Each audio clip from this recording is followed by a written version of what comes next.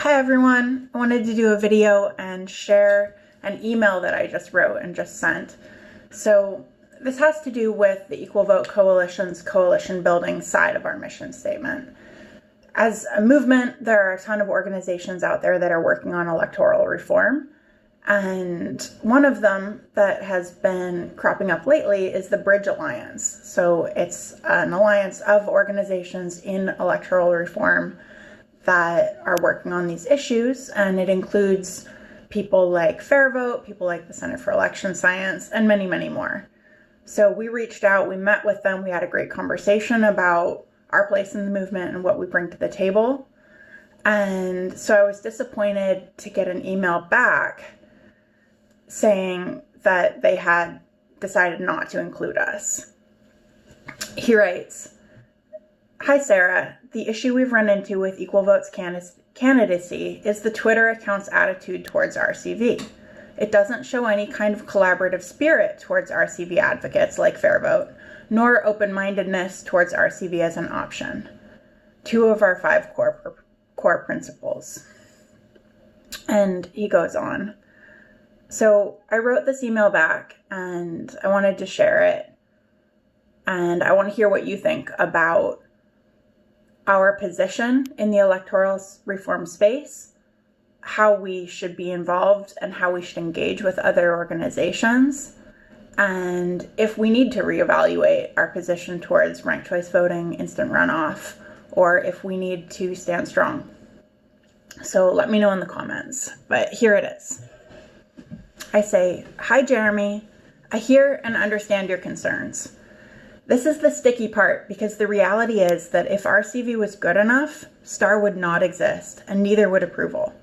If RCV as proposed delivered on the goals its advocates espouse, then it would absolutely not be worth it to pivot as a movement and to pursue a marginally better option. When I first found out about STAR, my reaction was similar to that of your email above, to defend the direction our movement has been heading in for over a century. But the deeper I dug, the more convinced I became that we as a movement do need to be open-minded, reevaluate our direction, and make a change, and the sooner the better. Every single STAR voting supporter started as an advocate for something else, dug deeper, and then changed their mind. In voting reform, it's a David and Goliath situation right now, where most people have only heard of RCV, where RCV now means IRV specifically, where adoption of RCV is the default, and where those funding reforms are almost all funding RCV. The number one question we are asked every day is, why not just go with RCV?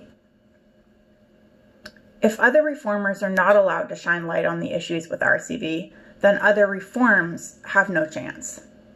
The question is, do the Bridge Alliance's principles demand open-mindedness and collaborativeness with the broader movement, or do they demand open-mindedness to instant runoff voting and allegiance to Fair Vote?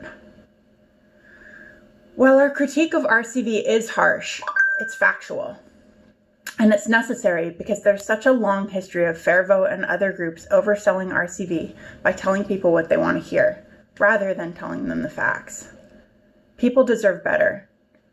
I was a strong advocate of RCV for many years because I had heard and read that if your favorite was eliminated, your next choice would be counted, that your vote would not be wasted, and that it was safe to vote your conscience. These talking points form the core of Fair Vote and its affiliates' multi-million-dollar a year fundraising and advocacy machine. But all three of these claims are demonstrably false. Many voters whose favorite is eliminated will not have their votes transferred to their next choice, even if they rank all the candidates. Many ballots are not counted in the deciding round, even when those ballots would have made a difference if they had been fully counted. Voting honestly by ranking your first choice first can backfire, helping to elect your worst case scenario, which is worse than in plurality, where at worst a wasted vote is neutral. None of these scenarios in RCV are edge case scenarios. They happen in virtually every single RCV election, and the result is a system with implicit bias built right in, and outcomes that statistically are less accurate and less representative than virtually every other alternative voting reform out there. Similarly, many of Fair Vote's main critiques of STAR and approval are not factual, are not backed by data, and have been resoundingly refuted, and are harmful to the movement.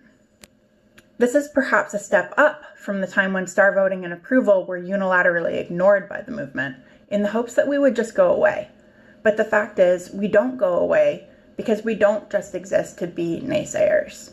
STAR voting exists because necessity is the mother of invention. Voters want a reform that can not only withstand, but also address criticisms like those above, and deliver on the talking points that the movement is already sold on.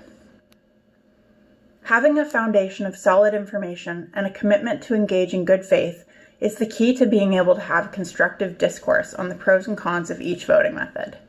But instead, we and others find ourselves perennially combating the same misinformation, and we see many reformers making decisions based not on the facts of the matter, and not on their goals or priorities, but based on who they believe, on questions they don't have the expertise to answer for themselves. In voting reform, there are a number of philosophical choices, where rational people with good information may come to a different decision.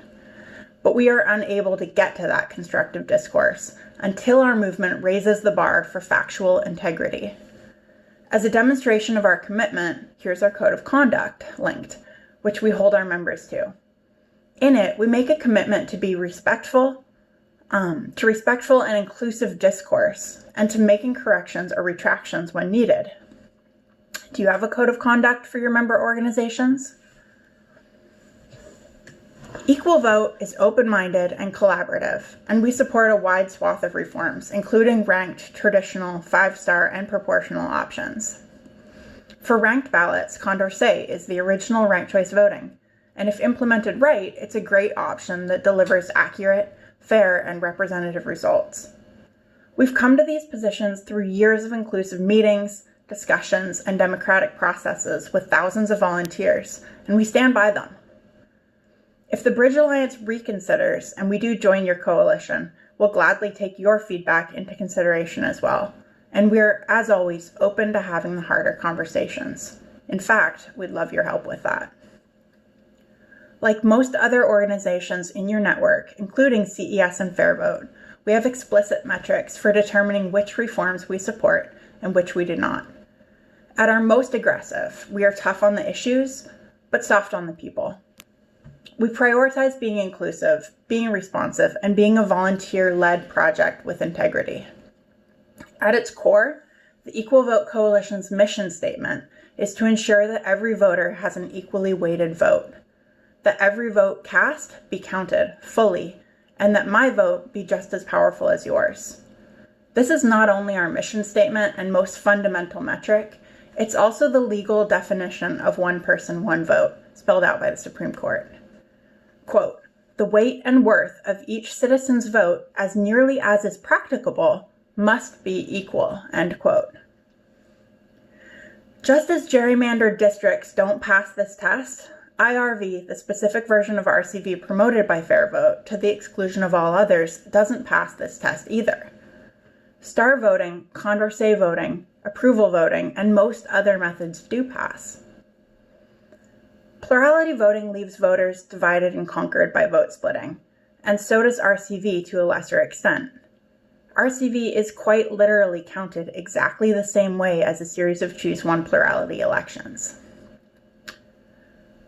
When Fair Vote was founded, no voting method had ever been adopted in the USA that ensured that every voter could cast an equally weighted vote. But this has since changed. When Fargo, North Dakota passed approval voting in 2018, they became the first jurisdiction to offer a voting method with a fully equal vote. And this raised the bar of what is practicable. Not only can it be done, it has been done. An equally weighted vote is not something we can compromise on. Ultimately, whether you agree with us or not, hopefully you will agree that electoral reform is too important to not allow new ideas and minority opinions to be represented at the table.